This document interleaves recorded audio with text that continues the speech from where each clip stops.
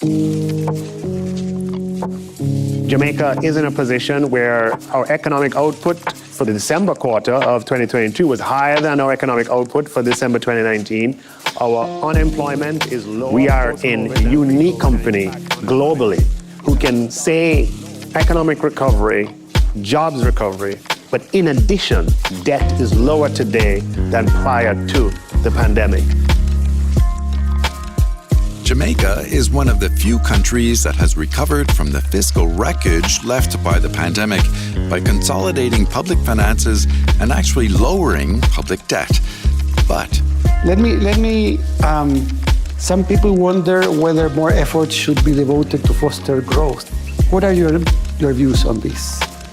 Yeah, I think that's a very good question, but I think the answer for us is quite clear. It's one thing to look at the average rate of growth. It's an entirely other thing to look at the volatility of growth. And Jamaica's experience of decades of macroeconomic instability has taught us that macro instability makes growth volatile, makes it uncertain, and economic shocks exacerbate and cause other shocks, and recovery periods get elongated. in this program, Jamaica's Minister of Finance, Nigel Clarke, sits down with the IMF's Rodrigo Valdés to talk about how Jamaica's rocky economic past informs its policy decisions for the future. In Jamaica's history, we had an economic decline in the 1970s due to economic shocks as well as social turmoil. The economy declined in 1976, 6.5%, declined in 1977, declined in 1979, declined in 1980. It was not until 1989 that we recovered to pre-1976 levels of economic output. That's a 14-year recovery period. In the global financial crisis, the economy declined in 2008, declined in 2009, declined in 2010. The largest just been about 3%. It took until 2018 to recover to 2007 levels of economic output. And there we weren't having conversations about stability or compression or anything like that. Now, that kind of long recovery periods stunts economic development. And if you look at the data from another point of view, we started measuring growth quarterly in 1997. Between 1997 and 2015, we had 37 quarters of economic growth and 33 quarters of economic decline. When you compare that with the United States, looking at quarterly growth measured year over year, they had 76 periods of growth and 4 of decline over the same period. Now, when you look at what we've been able to achieve during this period of stabilization, though it involved trade-offs, though it involved compression, we had 20 consecutive periods of quarterly growth between the end of 2015 and 2019, the longest period of unbroken quarterly growth since we started measuring it in 1997. Prior to that experience, we only had quarterly growth stretches to a maximum of 9 quarters. 3 quarters of growth, then decline. 4 quarters, then decline. The maximum was 9. And with the stabilization effort, though it involves a trade-off, though it involves compression, what comes with it is less volatility, longer periods of growth. It elongates the economic cycle and gives us a greater chance for economic development. Let me turn now to the side of the fund. We're very pleased to have been the opportunity to support Jamaica in this endeavor. But it's not always the case that the fund has success, and where other cases where things get more complicated. What would you say we need to change and to do better? Well, I mean, it's, in the case of Jamaica, it's not the fund alone. In the case of Jamaica, what you have was a country that wanted to reform, that wanted to change, that made the reforms its own.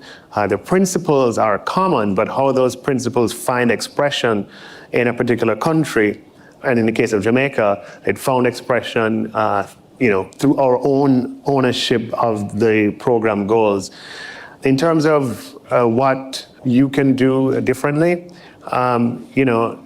fund programs don't only operate in an economic context, they operate in a political, economic context. And understanding the goals and aspirations of the people, what they've been through and their history, I think is a very important part of translating broad principles into actionable, implementable steps that countries can own for themselves. Talking about politics, how did you manage to produce this consensus, this political consensus, to move forward with the program and with this period of efforts for a better future? Well, Jamaica has engaged in this sort of consolidation effort over the past 10 years, beginning in 2013. And prior to 2013, we'd have had a young prime minister take the reins of government at only 39 with all intentions to do the right thing, and came to the people of Jamaica and told them the truth back in 2010, that bitter medicine was to come. Well, he promptly lost power and served for the shortest time in Jamaica's history. But what that meant was that an incoming government had no choice but to implement austerity in the context of an outgoing government that formed the opposition that campaigned on it and lost. Jamaica never had a better chance in terms of the political forces at work. And that provided a platform that was leveraged to the credit of the government that followed. And Jamaicans reacted with horror to find out that the sacrifices they had made in the first fund program of 2010 had to be repeated and deepened. And here we're talking about debt exchanges and wage freezes, and therefore demanded that they be at the table for the conversation. And what started out as I'd say the public sector equivalent of a creditor committee, an internal creditor committee, it gained social credence with the inclusion of the unions and academics. And Jamaica innovated this concept of stakeholder oversight and involvement that we call the Economic Oversight Committee, which was a key innovation that has lasted across administrations and has been exported to other parts of the world. So I break the 10-year period down into those first 3 years under the previous administration and the last 7 years under the current administration. And one thing that is a truth across all democracies is that policies will continue if they have domestic support. Now, in generating domestic support for the continuation of stabilization policies and policies that right the structural imbalances in the Jamaican economy has come about because we've been able to demonstrate their effectiveness, and we've been able to strategically share the gains. Never before in Jamaica's history have people been able to see the pace and scale of development, both private sector led and public sector investment as we have today. And that is, a demonstration effect that we are onto something good. We're experiencing a major positive that we've not before. And by making sure that we continue to share the gains across stakeholders in the population, we've managed to maintain support for this path.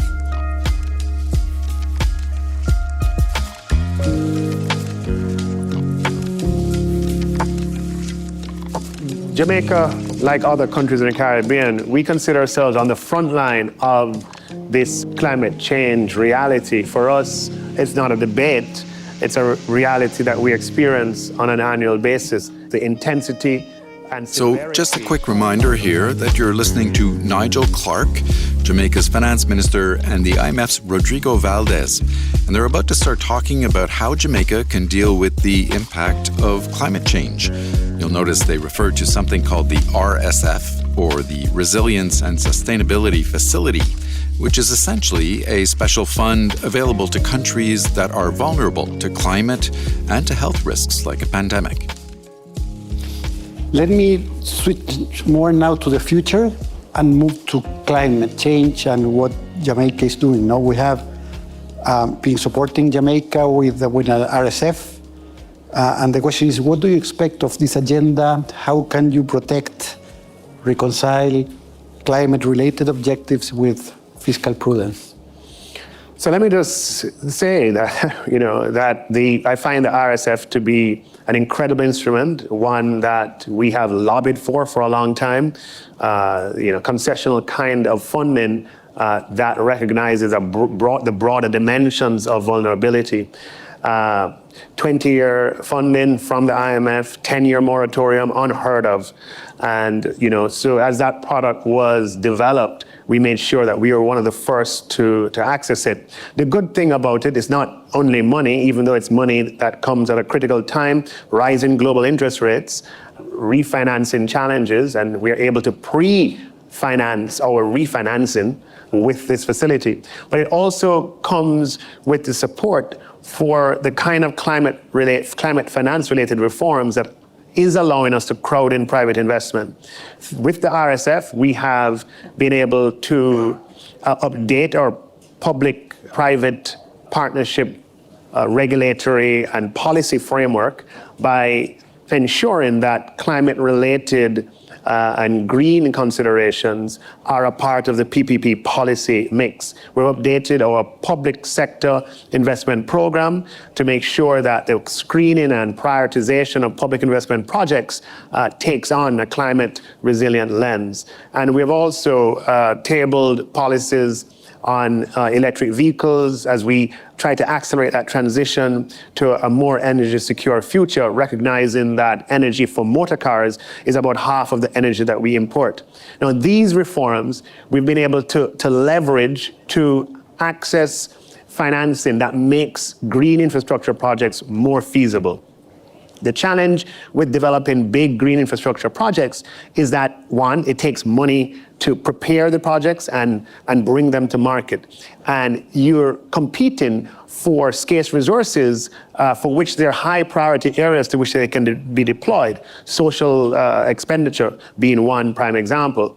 And having a project preparation facility which allows us to prepare these projects for the market without competing with other high priority areas helps us to accelerate the emergence of these projects. And yesterday we announced that with the leadership of the fund and in collaboration with the Inter-American Development Bank, the Green Climate Fund, the European Investment Bank, the United Kingdom government, and the government of the European Union, putting together a project preparation facility for green and climate resilient investments. And we also are domesticating, through these reforms, being able to attract capital to allow us to domesticate green financing resources.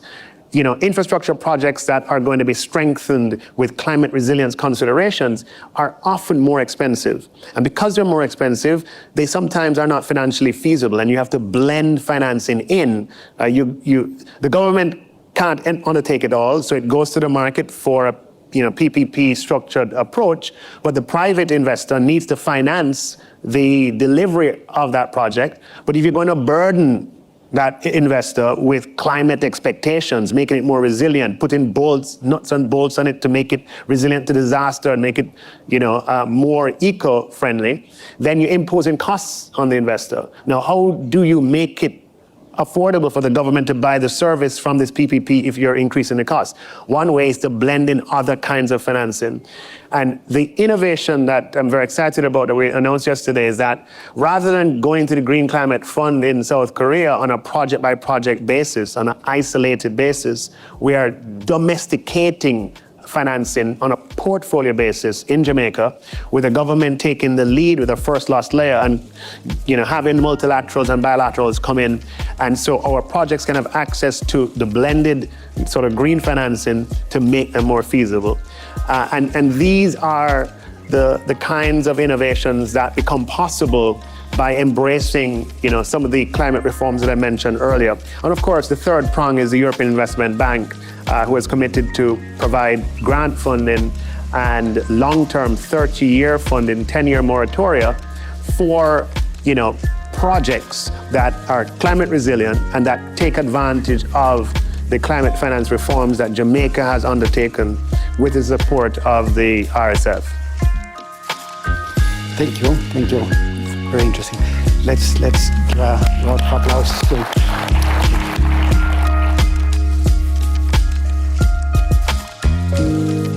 That was Jamaica's Minister of Finance, Nigel Clarke, speaking with IMF Western Hemisphere Department head, Rodrigo Valdés. The event took place as part of the Governor Talk series held during the annual meetings in Marrakech last month. You can watch a webcast of the event at imf.org. You'll also find more of these IMF podcasts, literally hundreds of them, at imf.org/podcasts or on the platform of your choice. You can also follow us on X, what used to be Twitter, at IMF_podcast. I'm Bruce Edwards. Thanks for listening.